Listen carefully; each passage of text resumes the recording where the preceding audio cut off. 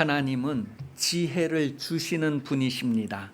여러분, 삶에 필요한 지혜를 구하시기 바랍니다. 그런데 어떤 사람들은 지혜가 필요한지 필요하지 않은지 그런 생각도 하지 않고 그냥 일상적으로 육신의 삶을 살아가는 사람들이 많습니다. 하나님은 지혜를 주시는 분인데 이 지혜를 정금보다도 더 사모하고 매일매일 하나님의 지혜를 구하는 그런 삶이 여러분들의 생활 되시기를 예수님 이름으로 축복합니다. 사람마다 인생으로 태어나 살면서 여러 번 후회하고 반복해서 후회하고 많이 후회를 하게 됩니다. 경험을 여러분도 다 하셨을 거예요. 어제 일을 돌아보면 또 아쉬움이 있고, 오늘도 산다고 살지만 내일 다시 오늘을 돌아보면 또 아쉬움이 있고 후회가 있습니다. 어떤 때 여러분은 이러한 후회를 아주 절절히 경험해 보신 적이 있으십니까? 우리가 후회한다라고 했을 때에는 보통 더 나은 것을 선택하지 않은 것에 대하여서 후회를 하게 됩니다. 이렇게 할 수도 있고 저렇게 할 수 있었는데 지나고 보니 그때 이렇게 했어야 되는데, 그 어떤 선택의 기로에서 더 나은 것을 선택하지 않은 것에 대해서 두고 이렇게 아쉬워하고 후회를 하게 됩니다. 바로 이 선택의 순간에 더 나은 것을 선택할 수 있는 것이 지혜입니다. 더 나은 것을 선택할 수 있는 것이 지혜란 말이에요. 그러니 여러분, 인생을 살면서 후회하지 않는 삶을 살고자 한다면 무엇을 구하여야 할까요? 하나님께 지혜를 구하여야 합니다. 솔로몬이라고 하는 사람이 바로 하나님께 그 지혜를 구한 사람이라고 열왕기상은 말해주고 있습니다.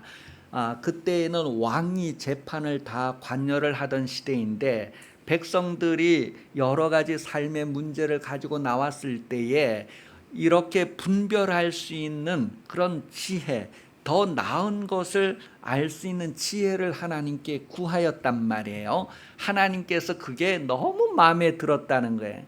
육신을 위하여서 부요함을 구한 것도 아니고 물질을 구한 것도 아니고 자기를 위하여 무엇인가를 구한 것이 아니라 하나님이 맡겨주신 하나님의 백성들을 위하여서 분별하는 지혜를 구한 것, 그게 하나님 마음에 쏙 들었다는 거예요. 그래서 하나님께서 그가 구한 지혜도 주시고 그가 구하지 않은 부귀영화까지 다 주시게 되었다는 것을 성경은 우리에게 전해주고 있습니다. 여러분, 하나님을 경외하려면 지혜와 지식이 있어야 된다는 것을 잠언을 통하여서 우리에게 확인을 해주고 있어요. 하나님을 경외하려면 지식이 있어야 되고 지혜가 있어야 된다는 거예요. 어떻게 하면 하나님을 더 잘 섬길 수 있을까?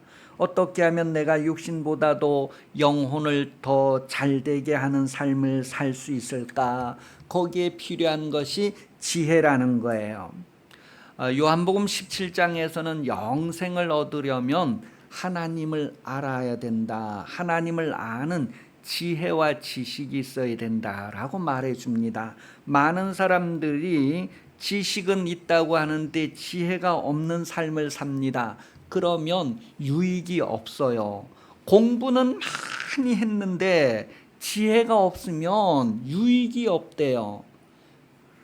지식은 많이 있는데 지혜가 없으면 그 인생에 유익이 없다는 거예요. 그래서 하나님께서는 우리에게 부족한 것을 구하라고 말합니다. 야고보서 2장 14절에 믿음이 있노라 하고 행함이 없으면 유익이 없대요. 그 사람들은 대부분 다 믿음이 있다고 말합니다. 교회 다니는 성도들은 다 자신이 믿음이 있다고 생각을 해요. 그런데 행함은 없습니다. 지식은 있는데 지혜가 없는 거예요.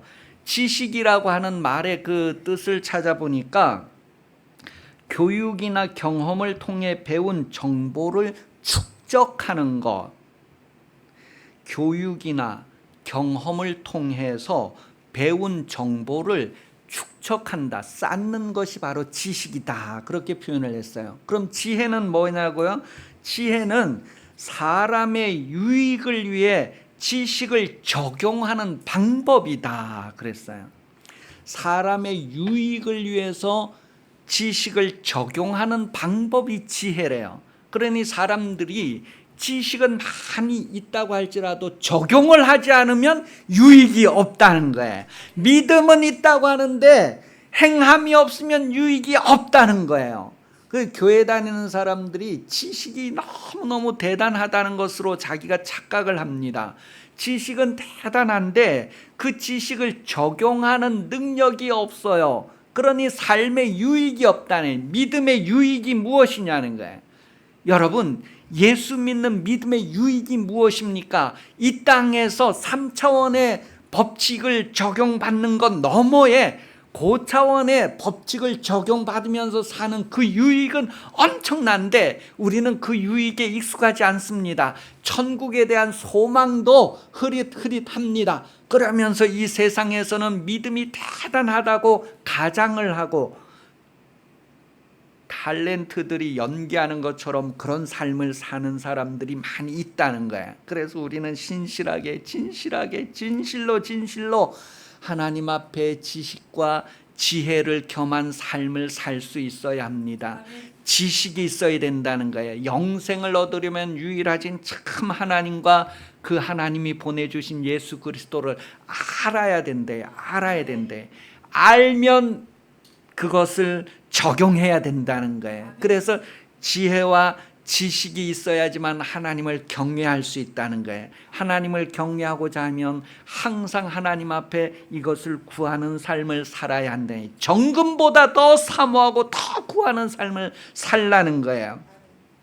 예수님께서 육신으로 오셔서 육신적인 삶을 살지 아니하고 영적인 삶을 살 수 있었던 근거가 무엇이냐면 하나님에 대한 지혜와 지식이 있었기 때문이다라는 것을 말해줍니다. 누가복음 2장 51절 52절 보면 예수님께서 어린 시절에 그 키가 자라면서 뭐가 자랐다고요? 지혜가 자랐대요.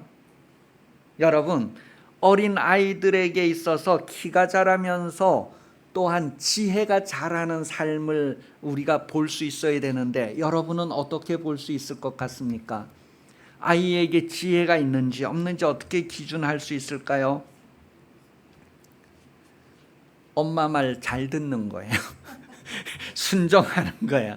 여러분, 지혜롭다 할 때에는 어른이 가르치는 것을 그대로 따라서 배우고 순종하는 것이 지혜인데 예수님은 어려서부터 뭐예요? 키와 지혜가 자라갔다. 그래서 오늘 확인해드린 누가복음 2장 51절 52절에는 예수님이 성전에 오셨다가 고향집에 내려가셔서 부모님을 순종하여 받드시더라. 그렇게 표현을 하고 있어요. 예수님은 어려서부터 지혜와 키가 자라갔다는 거예요.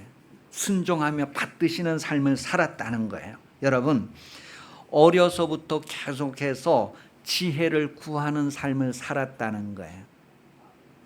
부모님에게 물어보고 부모님에게 배우고 배운 것을 그대로 행하는 지식을 따라서 지혜를 행하는 그런 삶을 살았다는 거예요. 그래서 성장이라고 하는 얘기를 해주고 있어요. 예수님이 계속 성장해 갔다고 하는 것은 뭐예요?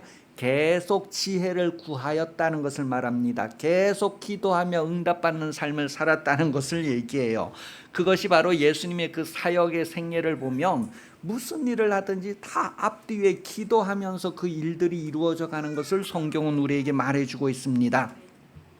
성령을 따라 순종하는 삶을 살았기 때문에 육신적이 아니라 영적인 삶을 성공했다는 것을 성경이 우리에게 말해줍니다. 누가복음 4장 18절에서 19절까지 내용을 보면 예수님께서 선한 일을 할 수 있었던 원인이 무엇이냐 했을 때 주의 성령이 나에게 임하셔서 이런 일을 하게 되었다라고 말하고 있습니다. 주의 성령을 따라 사는 것이 바로 지혜의 삶이었다는 것을 말해주고 있어요.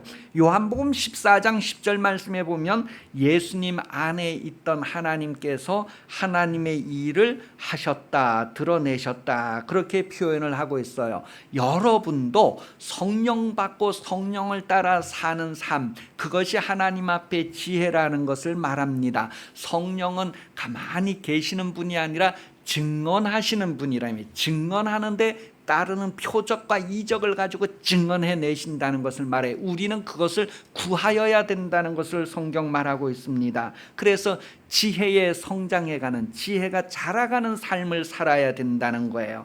오늘 본문은 마태복음 13장 53절로 58절까지 나오는 그 본문하고 이렇게 같은 내용이에요. 그런데 이 오늘 본문의 내용이 뭐냐 하면 예수님의 생애에 있어서 마지막 고향 방문하는 내용이 오늘 본문의 내용이에요.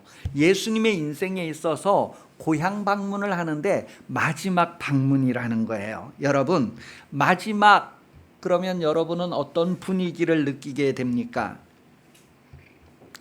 육신으로 살아가면서 우리가 마지막이라고 할 때는 뭔가 여러 감정이 경험될 수도 있지만 그 중에 하나는 슬프다는 거예요. 마지막 하면 뭔가 슬픔이 깃들게 됩니다.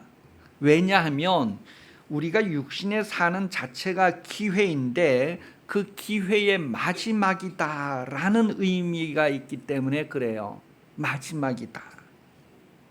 마지막으로, 마지막이다. 그랬을 때는 그게 기회가 다시는 없게 된다는 것 때문에 그렇습니다. 그래서 우리가 사람들을 볼 때마다 눈물을 담고 이렇게 바라볼 수 있는 것은 마지막이다라고 할 때에 그렇습니다. 요한복음 13장 35절에 보면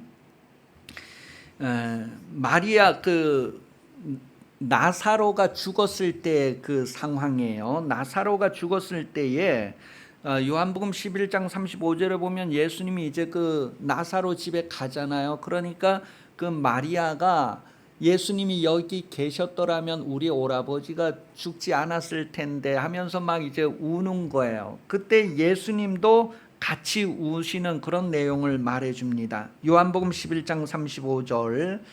그렇게 하면서 이제 예수님이 눈물을 흘렸다 그런 표현이 나와요. 인간들에게 있어서 그 마지막에 대하여서 느끼는 그런 것들을 공감해 주는 거예요. 누가복음 19장 41절 말씀에 보면 예수님께서 예루살렘 성을 내려다보시면서 그 예루살렘 성이 얼마 되지 않아 금방 멸망할 거에 대하여서 아시고 눈물을 흘리시는 그런 내용을 기록을 하고 있어요. 여러분이 보고 있는 지금 모든 것들이 마지막일 수 있다고 하는 감정, 그 마지막이다라고 하는 것 때문에 우리는 뭔가 슬픔과 눈물을 담을 수가 있어요. 우리가 매일매일 그냥 생활하는데 이 매일매일이 단 한 번의 아주 유일한 기회다라는 것을 생각해야 합니다. 여러분은 마지막 순간을 어떻게 보내십니까? 내 인생에 있어서 오늘이 마지막이라면 나는 이 마지막을 어떻게 보낼 건가? 내가 지금 먹는 이것이 내가 이제 내 인생에서 마지막으로 먹는 것이다 라고 했을 때 어떤 마음을 가지고 먹게 될까? 누가복음 16장 27절에서 31절까지 내용을 보면 이 세상에 어떤 한 부자에 대한 이야기를 해주고 있어요. 이 부자는 재산이 많았어요. 매일매일 연락하면서 잔치하면서 즐길 그런 삶을 살 것만 같았어요. 그런데 그가 어느 날 갑자기 죽게 되었어요. 죽어보니까 후회가 많은 거예요. 죽어보니까 그때 내가 살아있을 때 이렇게 선택하지 않고 저렇게 선택할 걸 그러면서 너무너무 아쉬워서 이제 아브라함에게 구하잖아요. 저 세상에는 내 형제 5이 있는데 이 5이 여전히 안 좋은 것을 선택하고 있다. 그래서 좀 더 좋은 것을 선택할 수 있도록 좀 이 나사로를 좀 되돌려 보내달라. 그렇게 얘기할 때 뭐예요? 세상에는 선지자가 있다는 거예요. 그들에게는 모세와 선지자가 있으니 모세와 선지자에게 들을 것이다 그랬어요. 그런데 모세와 선지자에게 듣지 않으면 죽은 사람이 살아가서 전할지라도 듣지 않는다, 그렇게 말하는 내용이 나와요. 여러분, 우리가 이 세상에 살면서 마지막 순간까지 선택을 하는데 거기에 필요한 것이 지혜란 말이에요. 아무리 세상에서 부요를 누리고 즐길 수 있다고 할지라도 어리석음과 지혜가 어떤 차이가 있는가. 여전히 그 형제 다섯도 지혜를 구하지 않는 삶을 살고 있는 것이 얼마나 안타까운 일인가. 그래서 우리가 전도하는 것도요, 두 번 할 수 없는 일이다라는 마음을 가지고 전도를 하는 거예요. 오늘 내가 이 사람에게 복음을 전하지 않으면 내일은 복음을 전할 수 있는 기회가 없다라는 마음을 가지고 할 때에 그 한순간순간들이 얼마나 소중하고 절실한가. 예수님께서 이 갈릴리에서 이제 복음을 전파하시기 시작할 때에 그 갈릴리 선교 초기의 고향을 방문했었어요. 그런데 그 초기의 고향을 방문했을 때 고향 사람들이 이 예수님을 어떻게 대했느냐 하는 것이 누가복음 4장 16절부터 나오는데요. 누가복음 4장 16절 이하에 그리고 29절 30절까지 내용을 보면 예수님을 배척했어요. 무식하다고 배척했고, 그 다음에 나중에는 낭떠러지까지 몰고 가서 그냥 떨어뜨려서 죽이려고 하던 그런 모습을 성경이 기록을 하고 있어요. 그 예수님께서 거기에서 이제 지나가셔서 다른 지역으로 다니면서 계속해서 전도를 하시다가 이제 예루살렘으로 올라가서 십자가에 달려 죽어야 되는데, 예루살렘으로 올라가기 전에 마지막에 다시 고향을 방문하는 게 한 2년 뒤 정도 됐어요. 그러니까 2년 지나서 고향을 다시 방문했는데 그때의 상황이 이제 오늘 본문에 나오는 내용이란 말이에요. 2년이 지나서 이제 내가 마지막으로 와서 전도를 하려고 하는데 배척하는 거예요. 받아들이지 않는 거예요. 그게 오늘 본문의 내용이에요. 여러분, 자기를 죽이려고 동네의 저 끝에 낭떠러지까지 밀고 가던 그 사람들에게 그래도 이제 마지막으로 혹시나 해서 기회를 주려고, 그 영혼 구원 얻을 수 있는 기회를 주려고 예수님이 고향을 방문했는데, 이게 마지막 방문인데 그들은 육신을 따라서 판단하고 예수를 배척하고 거부했습니다. 그러니 여러분, 예수를 믿는다는 것은 성령을 따라서 예수를 믿는 것인데, 성령 받지 않고 육신적인 삶에 익숙한 사람들의 마지막 모습이 어떠한가를 오늘 우리가 확인을 할 수 있어요. 여러분, 말씀을 전하는 것은 믿음을 가지라는 겁니다. 전도하는 것은 하나님의 보내신 예수를 믿으라는 거예요. 하나님을 믿으라고 전도하는 거예요. 그런데 전도를 들어도 또 보아도 믿지 못하는 것이 얼마나 저주인가. 많은 사람들이 예수 믿으라고 하는데도 예수를 안 믿는 것이 얼마나 저주인가 하는 것을 깨닫게 됩니다. 그냥 육신은 살아있어도 예수를 안 믿는 것이 얼마나 저주인가. 그래서 성경은 전도를 해도 다 믿는 것이 아니더라, 그렇게 데살로니가 후서 3장 2절에 기록을 하고 있습니다. 믿음은 모든 사람의 것이 아니더라. 그러니 여러분, 예수 믿고 구원 얻는 것은 그렇게 정해져 있는 사람들만 믿게 되더라, 그렇게 사도행전 13장 48절에 기록을 하고 있어요. 영생을 주시기로 작정된 자들은 다 믿더라는 거예요. 그래서 예수 믿으면 구원을 받는데 예수를 안 믿는 것이 얼마나 저주인가.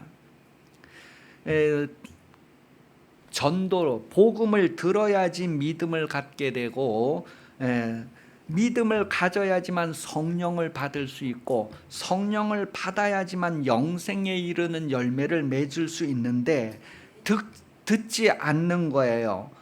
행하지도 않는 거예요. 그것이 얼마나 저주입니까? 마태복음 25장에 보면 오른편에 있는 자들과 왼편에 있는 자들에 대한 이야기를 해주고 있어요. 왼편에 있는 이들, 그들이 바로 저주받은 자들인데, 왼편에 있는 이들은 뭐를 한 사람들이에요? 복음을 듣지 않았으니까 믿지도 않았고, 믿지 않았으니 성령도 못 받았고, 성령을 못 받았으니까 행함도 없었고 열매도 없었고, 그래서 불법을 행한 자들아, 아무것도 하지 않은 자들아, 나를 떠나가라, 그런 선언이 나타나는 것. 그 왼편에 있는 사람들이 뭐라고 해요? 언제 우리가 주님께 물 안 드렸어요? 언제 우리가 남을 대접하지 않았어요? 그렇게 얘기하는. 그런데 왜? 지극히 작은 자 하나에게 하지 않은 것이고 나에게 하지 않은 것이고, 내가 감옥에 갇혔을 때, 너의 이웃이 감옥에 갇혔을 때, 너의 이웃이 굶주려 할 때 너희가 아무것도 하지 않았다는 거예요. 성령을 따라 살지 않았다는 거예요. 행함의 믿음이 없었다는 거예요. 믿음이라는 거에 대한 근거를 가진 말씀을 듣지 않았다는 거예요. 그들이 다 율법을 알고 있었고 그들도 하나님의 말씀을 지킨다고 생각을 하고 있었는데, 하나님은 그게 아니라는 거예요. 전혀 아니라는 거예요. 그렇게 왼편에 있는 자들이 듣지 않은 것이 얼마나 저주인가 하는 것을 우리에게 알게 해주고 있습니다. 우리도 인생을 살면서 하나님의 말씀에 대한 지식이 있다면 지혜가 있어야 하는데, 그 지혜를 구하지 않는 삶을 반복하지 않는가를 돌아보게 됩니다. 그래서 에스겔서 2장 5절은 그러한 사람들을 바로 배반한 자들, 패역한 자들이다, 그렇게 말하고 있어요. 내가 열심히 예수 믿는다고 하면서도 하나님을 배반하진 않는가? 그 배반한다는 게 뭐예요?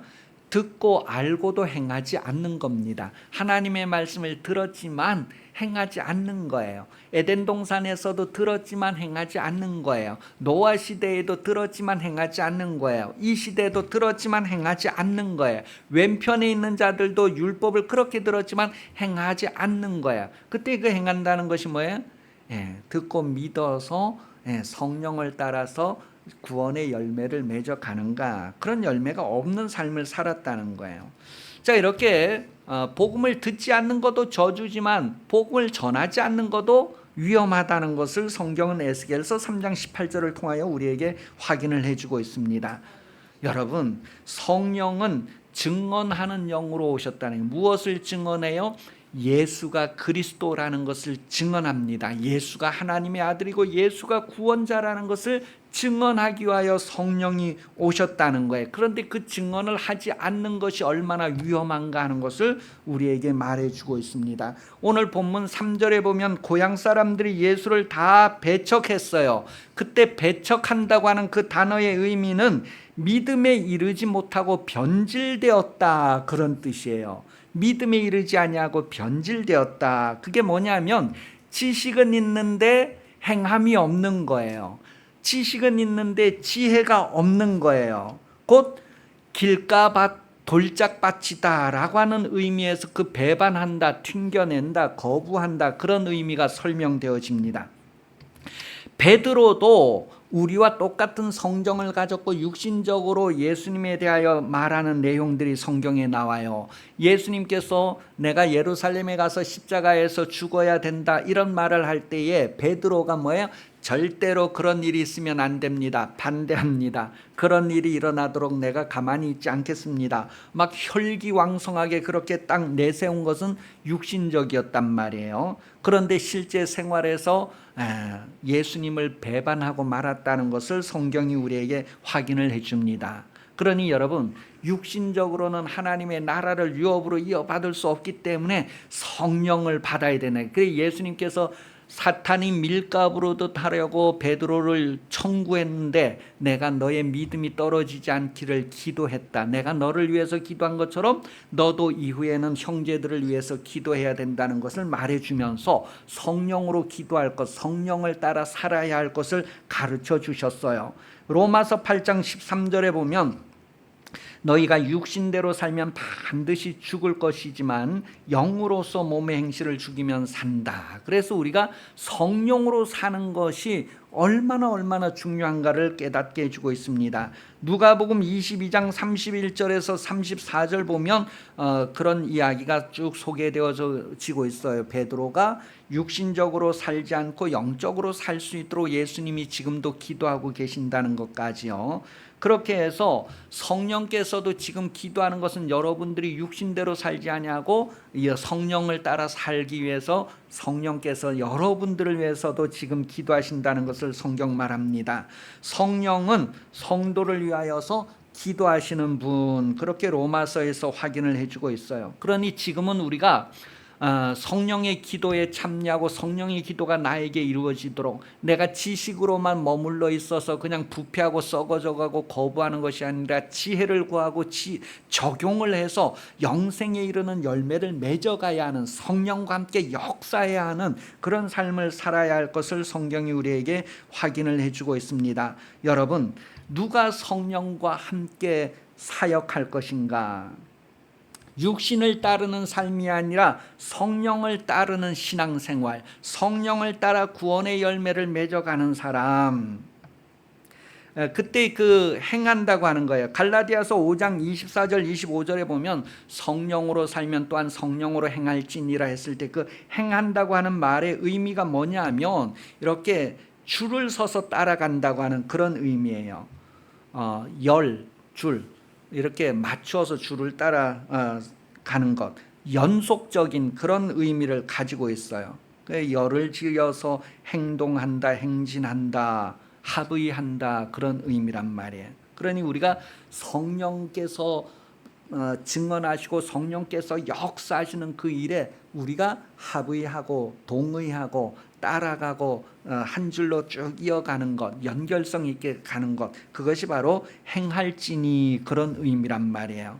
여러분, 오늘은 맥주 감사절기인데 우리가 6개월 동안에 지나온 것을 감사하는 그런 절기인데, 이 맥추절에 대한 성경의 의미가 무엇이냐면 이스라엘 백성들에게 세 가지 절기를 꼭 지키라고 했는데 그게 유월절과 이 맥추절과 추수감사절, 이 세 가지를 얘기해요. 그럼 유월절은 예수 믿는 의미가 있어요. 어린 양 피를 잡아서 그대로 행함으로 구원을 받는 거예요. 우리가 예수 믿어 구원받는 것이 유월절의 의미인데, 두 번째 나오는 이 맥추절의 의미는 무엇이냐면 첫째 부활에 참여하는 것입니다. 그게 맥추절의 의미예요. 첫 추수하는 거란 말이에요. 여러분, 추수할 때 첫 번에 추수하면 이삭 하나만 딱 잘라서 첫 열매다 이러지 않고 첫 단을 묶잖아요. 그죠? 성경에 보면 여러분과 저는 예수님의 그 첫 열매에 묶여지는 첫째 단이 되는 것을 말하고 있습니다.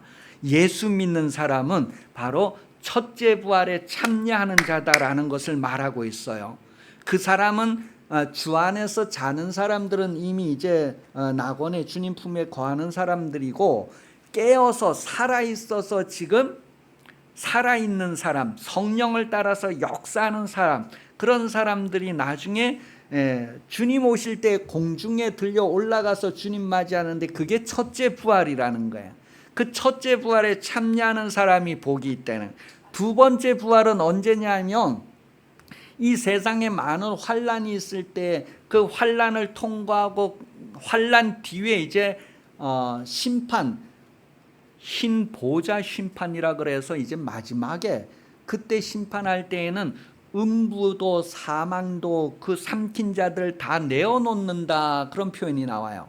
그러니까 예수 안 믿고 죽은 사람들도 다 그 심판 받으려고 나오는 것, 그것을 둘째 부활이라고 해요. 그 둘째 부활은 뭐예요? 이제 형벌 받는 그 부활이란 말이에요.